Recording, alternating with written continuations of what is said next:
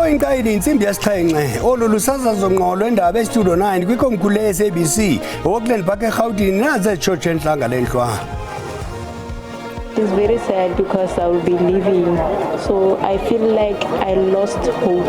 I feel sad and humiliated. Abazalana ababini baseZimbabwe abangenazibhepha abazalelwa abakhulela kweli abafuna kusiwa eZimbabwe. Tshwane alone has accumulated 12.17 billion in irregular expenditure, 5.22 billion in unauthorized expenditure, and 3.61 billion in fruitless and wasteful expenditure over the 4 years. Unondyebo wephondo eGauteng Nkululeko Dungu zobe umfanekiso oxhalabisayo ngemeko yezezimali komasipala beliphondo ekwathi babini kuphela kwabali-11 oomasipala abaphicothwe ababinachaphaza. Sesiqule saphethela kwezocolo lwemivundla molweni nonke apha ekhaya singaphosisanga maseko masikhawulese warhuqa. Abazalanayo ababini baseZimbabwe abangenazimpepha abazalelwa abakhulele eMzantsi Afrika abafuna ukudidinjelwa eZimbabwe. uLorraine oneminyaka eli-18 nomntakwabo uLawrence oneminyaka eli-16 uthi banedyudyu lekamva elimfiliba xa benokudidinjwa.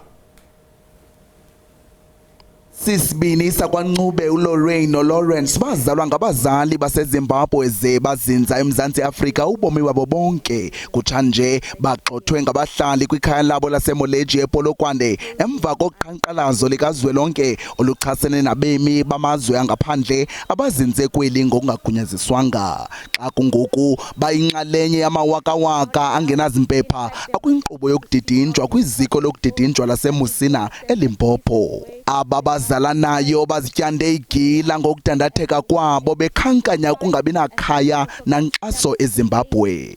It's very sad leaving this country because it's the only country that I know. I've never been to any other country but here. Yesterday I texted my friend. I said, how is life over there without me? He said, life is bad because like in my class, on extra lessons in my class, I always raise up a hand to do sort of things. I become a volunteer of my class. I represent my class. So leaving what I left behind is very painful. Ophethe elisebe Limpopo Albert Matsawungu uthe abemi bangaphandle ababehleli kweli gwenxa abangapha kwamawaka amathathu baseZimbabwe naseMalawi siqoshelisiwe inkqubo zokudidinjwa kwabo ngosuku olulodwa ekwabalula nentaphane yezithuthi zebhasi ezityaliweyo kubagodusa. We managed to make sure that we process 3,416 people within this facility. 53 buses are used to relocate to move all these people to their countries. Of the 53 buses, 4 buses we have made sure that they assist us in terms of repatriating those people that were here from Zimbabwe, and 49 buses are the buses that we have used to make sure that we repatriate our people that are going to Malawi. Kananjalo isebe lezemicimbi yezekhaya lingenelele kumba womntwana onentsuku ezingama-45 ezelwe linina laseZimbabwe onotata weli ngelithi olusana lufanelekile ukuba ngummi weli xa utata walo eza kuqukumbela inkqubo yokumbhalisa. Ukanti sezirhaqa kwencindi yekhala kwindawo zasebhidiyoli iziphumo zentshukumo yokuqhankqalazo ngomhla-30 kuJuni ezichasene nabemi bangaphandle abangenazimpepha. Abanye abanini bemizi eqeshisayo babalilahleko njengoko abemi bangaphandle abebeqeshe ezindawo bedlulelwa ngaphandle kweli. Abanye abahlali eLusaka eMamelodi East bathi esi isesisiqalo. Ufike wadlula umhla wama-30 kuJuni kodwa abanye abanini bamakhaya aqeshisayo bazikhotha amanxeba. Omnye uthi umama waseZimbabwe onentwazana ezimbini wakhutshwa ngosomvana kwigumbi aweliqeshe kuye ngabahlali ababenomsindo. From action, reaction, acting, whatever they were saying, vocal words, everything. You are young or you are small, they don't care. Abanye abahlali basamile kwelithi mabahambe abangenazimpepha zokuba kweli bexambula ngelithi baza kushiya izithuba zengqesho. I was supposed to tell me before, and then that me I could just go to Jan and tell him, Jan, let me say what happened to that. Then I take this thing to the council, and then I tell the council, and the councillor said he will deal with them. Already suspended them, as I said like this now. Abanye abanini bendawo baxelela abemba ngaphandle abaqeshe kubo ukuba bahambe kuba bengenazimpepha. Now it's very tough. Yeah, and also our landlord, he said you don't want any foreigners without the papers. Yeah, we must go home and to fix the papers and to come back again. Ukuthintela lemeko kuyixayilizayo bayabongozwa ngabasemagunyeni abanini bendawo babuqinisekisa uqala kuba bemba ngaphandle banazo impepha phambi kokubanika indawo.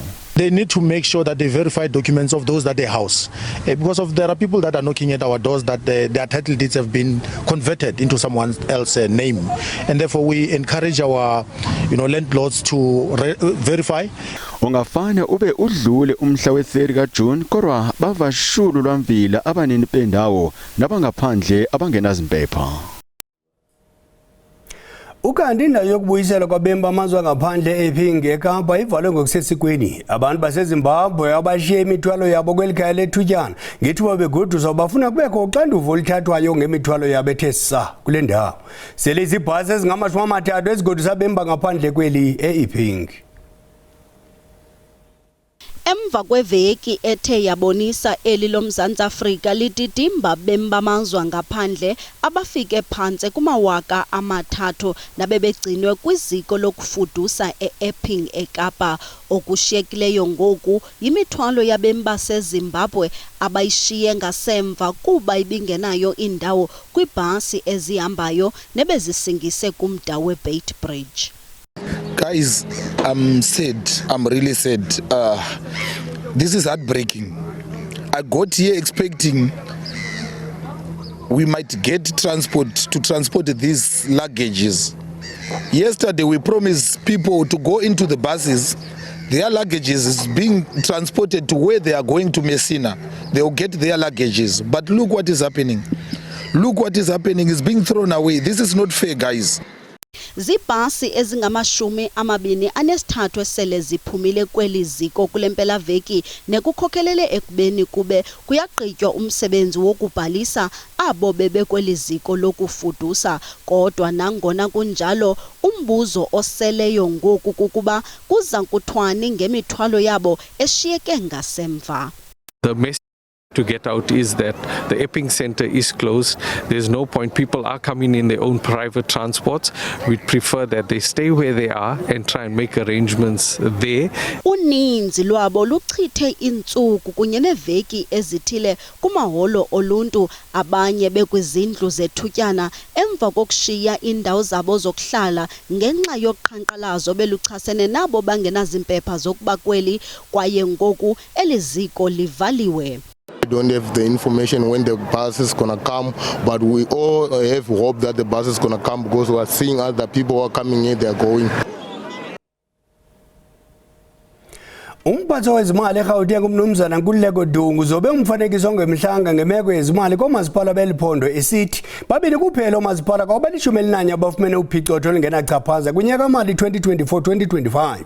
Oku ukuthize ngethuba enikezela ngemeko yezimali yeliphondo kunye nesicwangciso sokuphendula kwiziphumo zophicotho lomasipala ezikhutshwe ngumphicotho jikelele unkosikazi Zakani Maluleke. Ngomasipala benginqe iMidvaal kunye neWest Rand kuphela abafumene uphicotho zincwadi olungenachaphaza kwiphondo eGauteng ngeleko masipala abathathu abambaxa beliphondo baye batsalela ngasemva kwiziphumo zophicotho zincwadi zakutsha nje. Tshwane alone has accumulated 12.17 billion in irregular expenditure, 5.22 billion in unauthorized expenditure, and 3.61 billion in fruitless and wasteful expenditure over the 4 years. The highest irregular expenditure of any municipality in this province. Umphathiswa uDunga uye wabhengeza isicwangciso sokuhlahlela phambili egcinisa ukuba akunakusetyenzwa njengesiqhelo ukubheka phambili. On a quarterly basis, we will assess the functioning of internal audit units and the audit committees at every municipality and share what is working and what is not through our internal audit and risk management forum every 6 months. Aba bahlali bona bathi sele kuphele iminyaka behlala enhluphekweni kwaye banethemba lokuba utyelelo lukamphathiswa kule ndawo ibingeloqhinga lonyulo. We don't have anything to say or maybe we receive from the municipality because there is no electricity at all, there is no water, there is nothing in this area. We have been asking for a permanent land for a quite long time, over 15 years if not 20. And then nothing come to the board. The city itself promised, verbally so, but nothing is happening. They are only pitching out during this time of elections. Umphathiswa uDunga ucele ukuba kuzole kumasipala waseLesedi njengoko egxeka ukutshiswa kwendlu kaSodolophu. Kwalapha ezindabeni ayaphokoka amazovelwana emva kokusweleka kagqirha Ntuthuko Mahlaba otshayiswe imoto ezilolonga endleleni izolo KwaZulu-Natal kodwa masithuba umntwana evenkileni kuqala.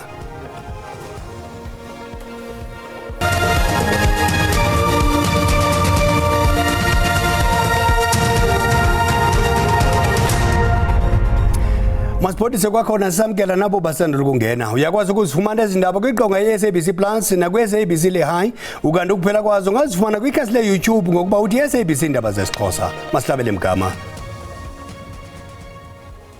Abasetyhini ababandakanyeka kulwakhiwo nakusingqongile eMpuma Koloni bamemelele kuluntu ukuba lusebenzisane norhulumente nabanye babandakanyekayo ukusombulula imiba ichaphazela amaphulo kwindawo zalo. Uku kulandela ukutshiswa komatshini emzini Hlava esajonis ngabahlali bebisisifu ngumsindo. Ukokhiwa kohola wendlela ebizwa i-N2 Wild Coast nedibanisa eMpuma Kapa nephondo laKwaZulu kuzise amathuba kummandla wasemampondweni. Amanina athe axhamla ngokuvula iinkampani zokwenza indlela. ISAWIC ithi iseliqela imicelimngeni ejongene namanina. Ezinto zilungiswe etafuleni kuba kaloku singabantu abamnyama sonke sifuneke sivuyelane xa abanye bethu befumana ezinto. Yiyo ke ngoku into eyenza uba masibe lapha sizothi nxe izikhali phansi makungaliwa makuthethwane. Kuye kwa sanethemba lokuba sizawube sime kakuhle. Iikhampani ezinkulu ezifikileyo apha azenzeli ukuba masibe kule ndawo urhulumente wethu afuna sibe kuyo. Lamanina kukhalimela ukutshiswa kogandaganda welungu labo besithi makuthethathethwane. Kuthe ke xa kufika le development kaSandral safumana amathuba ndathatha elothuba ke ngoku nam ukungena kwi-construction. Yayingathi ngamaphupha lawo ukuba umuntu ongumama angangunocontractor. Abasemagunyeni bathi bafuna kufunyanwe izisombululo. Sikhalela nalento yokuba kuthi noba kukhona into abangayifuniyo baphele bahambe bawumosha kule ndawo kulungiswa kuyo. Yilonto singayifuni kakhulu lesikomkhulu asiyithandi.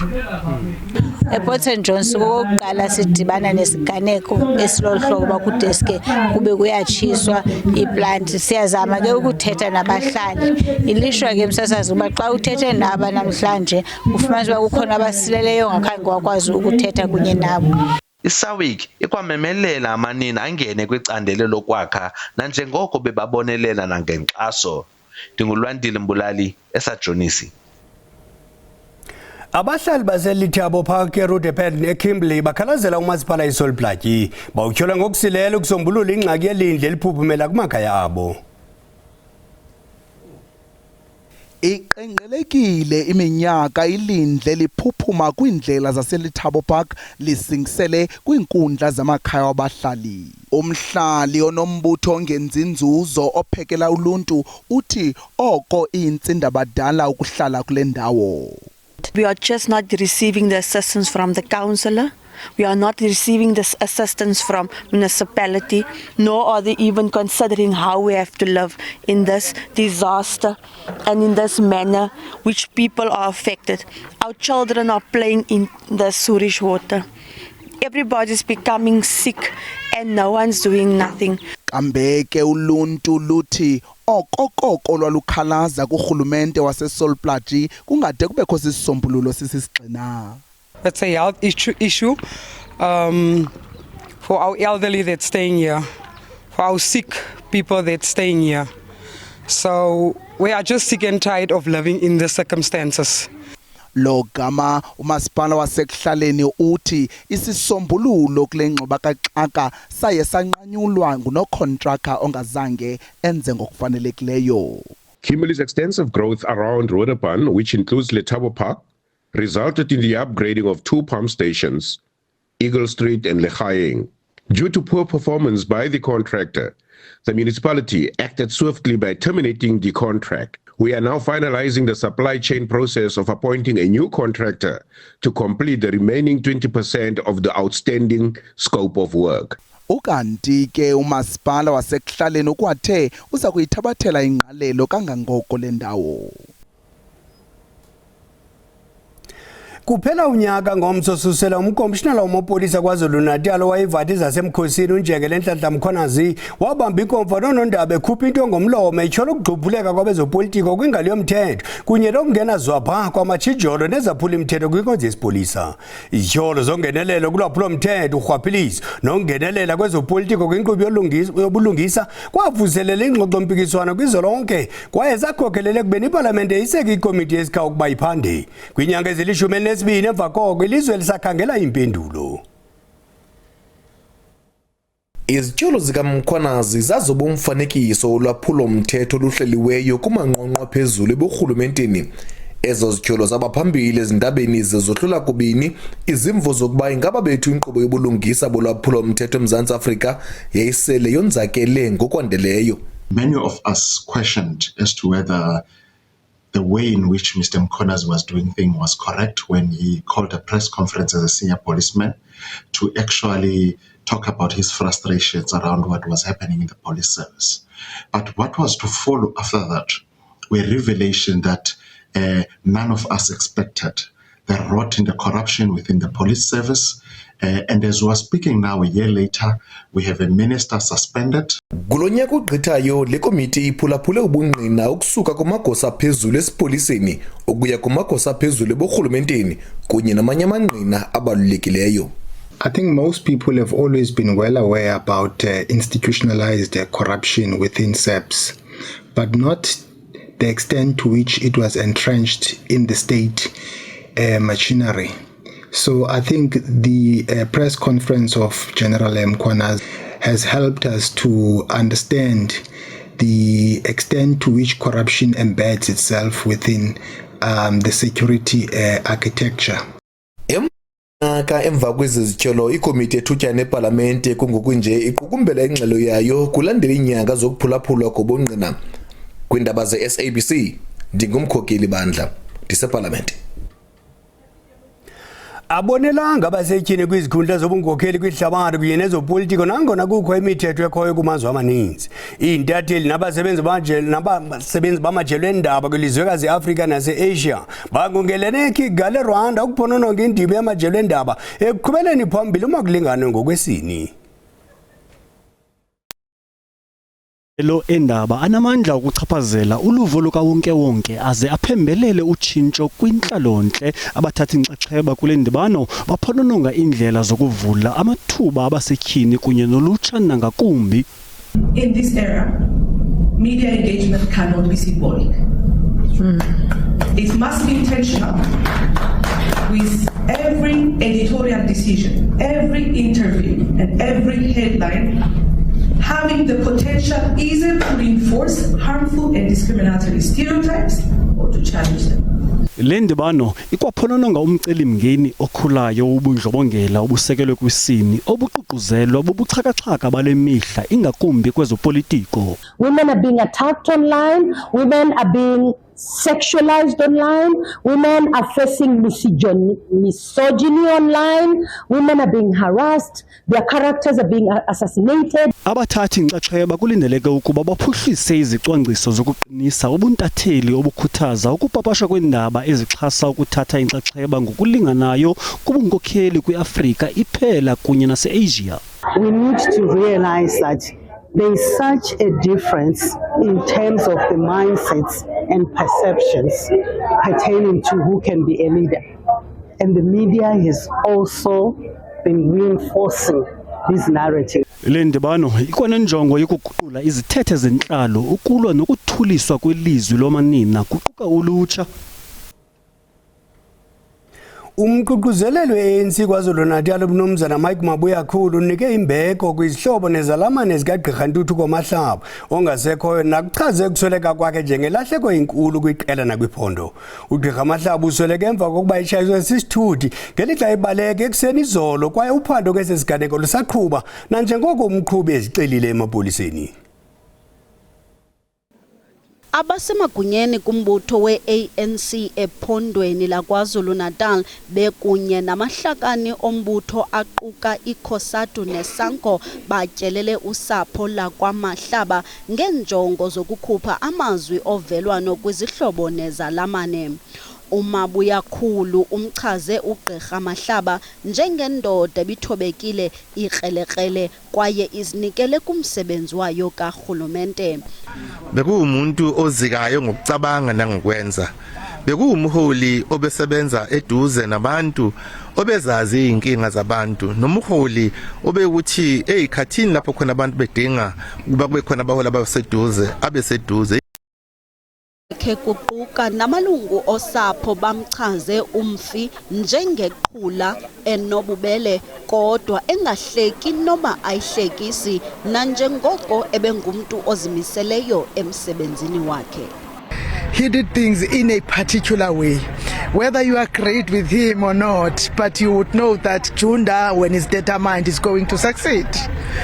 But I later on also learned that he's a very funny guy, very funny comrade, but principled. Hey, kuningi ongakusho ngaye okuhle ubhuti wami ebe nothando, a very humble someone, a kind someone. Ebebathanda abantu, ebesithanda umndeni wakhe kakhulu, ebengasenzela noma yini. Eliqhawe liza kubekwa kwikhaya lalo lokugqibela eNquthu KwaZulu-Natal ngomgqibelo. Dikalele ngazo kwade kwephukane yokuhlanganisa masikhongozeleza ngomzongo likamageba. De kubelixelizayo idlani yabile ningophusi.